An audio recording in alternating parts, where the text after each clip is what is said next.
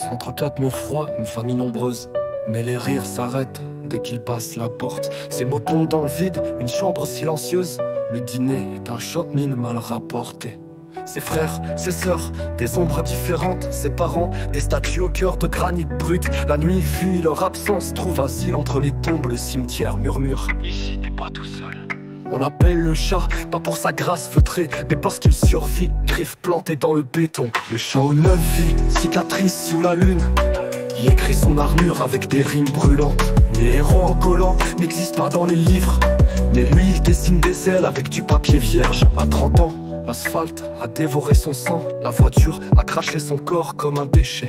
Jamais il ne marchera, les médecins ont juré. Mais dans un garage sourd il noue des parpaings ses chevilles. La douleur complice sculpte un corps qui défie l'aube. Des années à boxer l'ombre, à nager contre le vent, jusqu'au jour où l'Argentine ne voit drapeau sur les épaules, médaille accrochée au cou, plus lourde que ses nuits d'hiver. Podium, il sourit, mais personne dans les gradins. Juste un carnet de poèmes glissé sous son maillot. Le chat aux 9 vies, or et pluie sur Buenos Aires. Ces mots volent plus haut que les clochers du stade. Les héros meurent seuls, c'est écrit dans les légendes. Mais lui, il préfère les happy ends qu'on invente. Ses mariages, des cendres, des mensonges en bouquet. Chaque ouïe était un piège, chaque baiser un compte à rebours. Ses enfants, égarés par les rumeurs enracinées, ont tourné les talons en portant son prénom dans la boue.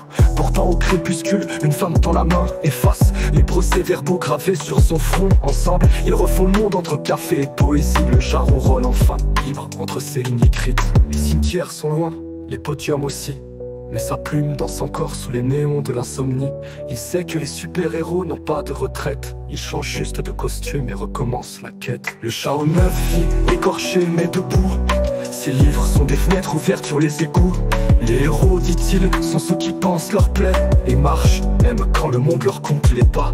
La nuit, parfois il murmure aux étoiles fatiguées: merci pour le garage, les parpaings et ce cœur qui lâche pas, jusqu'au jour où l'Argentine le va roman sans fin. Et la cicatrice argentine brille comme un sourire ancien.